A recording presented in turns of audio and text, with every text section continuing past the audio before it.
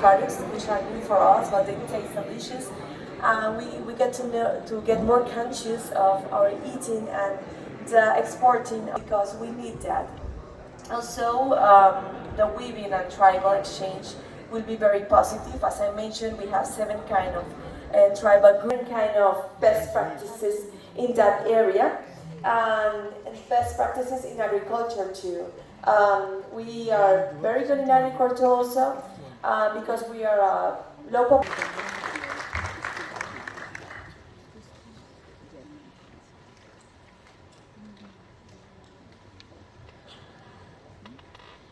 Balahase.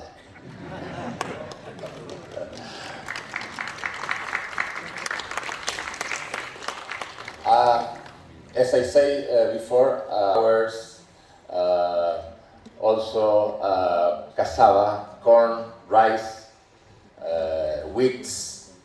Our country, beautiful Naga. In conclusion, I would like to Paraguay last year. His Excellency Ian Jai Shankar was in Asunción inaugurating this new mission. And we are increasing our relationship, people to people. We are working in the visa procedures in order to ease this visa requirement, especially for tourists and the business community. So, collaboration of Nagaland in this regard. So, I don't have any video to show you. I would like to show, but of course time is very short. So, Paraguay, te ahibi.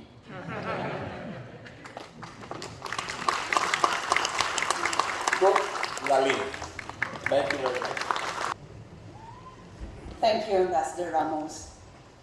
The farm tours sounds very interesting, and I think we have a lot to learn from Paraguay. However, if we Nagas come, I think we will come for the meat. Ahibo. All right, thank you. Moving on, may I invite Mr. Manfred Oster, Consul General Germany, to come up on stage. Apologies to Ambassador Duarte for trying to jump the queue. Was just too keen to come on stage and address you all. Excellencies, colleagues, ladies and gentlemen, I would, as apparently the only speaker from one of the G20 countries, other than the presidency, of course, I would like to use the opportunity to thank and congratulate our host country, India, and the host state, Nagaland, for organizing this G20 meeting here in Kohima. Thanks also to CII for organizing that. I think here and also with the other B20 meetings, you have done a very good job to reaching out to the northeast of India, something that my colleagues and I do appreciate very much, and I think it gives some of us a good opportunity to come here.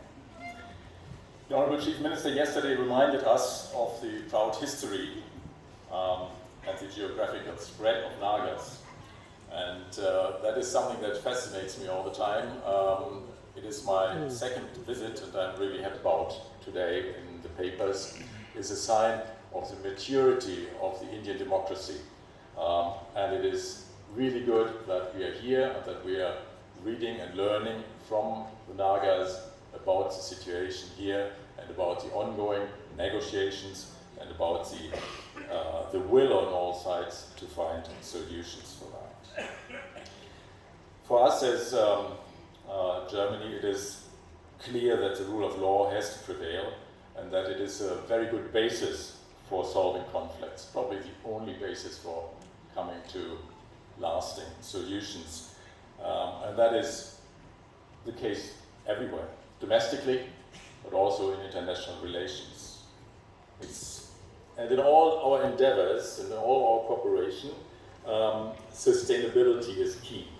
Sustainability is also something that the G20 have enshrined in various declarations and in their programs. And after all, we all work for the implementation of the SDGs have set for 2030. We also see other crises, the climate crisis and the crisis of biodiversity. And here again, Nagaland is an example of where we see a huge biodiversity that is being protected. And we also see probably that climate change is not stopping at its borders. And then again, it shows us how this is all interlinked and how we have to work together for that. When it comes closer to the businesses that we have been introduced to today, ability elements we have seen, we have talked about in the tourism sector, in the textile sector. We are also one of the sponsors, Eurocentric approach here, I guess. The Ecolastics as one of the sustainability partners, which are producing solutions that we can use in everyday life, and it is something that I also take along as a very important element for the future. I'm not going to go through all the elements that we have heard. We don't have the time for that. I'm simply saying it was a very enlightening one. I'm taking it back, and I'm sure that also my colleagues from the Diplomatic Corps are going to report back about the business opportunities here, and that we are trying to, and that there will be a possibility of the B2B and also the G2B meetings later on today. Thank you very much for that. For your perspective, your independent perspective, we're looking forward to our collaborations in the future. And last but not the least, may I now invite Mr. Matlub Ahmed, President, India-Bangladesh Chamber of Commerce and Industry. I may be the last speaker among the foreign countries here, but we're the nearest to Nagaland. We have a common border with Northeast. If we take a flight, we can reach Bangladesh in less than 40-45 minutes. If we take the road, we can reach the Bangladesh border in 8 to 10 hours. That's how near we are. So I'm here presentation in the sense that I'll limit my discussion to the business opportunities between Bangladesh and Nagaland. I support during our liberation war with Pakistan.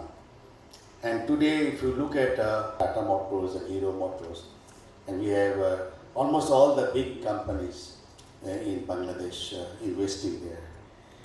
The reason for industry friendly, and she has made rules and regulations which once a foreign investor comes into the country, they never want to go back. Tata is my partner and Hero is for last 10 years, so they're all very, very happy with it.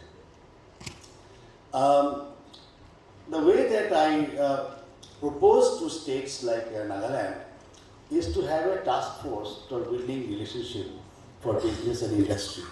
I had a call on with the Honorable CM in the morning along with my delegation, and we have proposed to the government of Nagaland to create a task force for ensuring fast development of trade and investment and connectivity issues between Nagaland and Bangladesh. Building our deep sea port in Chittagong, Matarbari, where the Honorable Prime Minister, His Excellency Modi Sahab, and Japanese Prime Minister last week declared that this Matarbari deep sea port will be utilized for the economic development of the Northeast.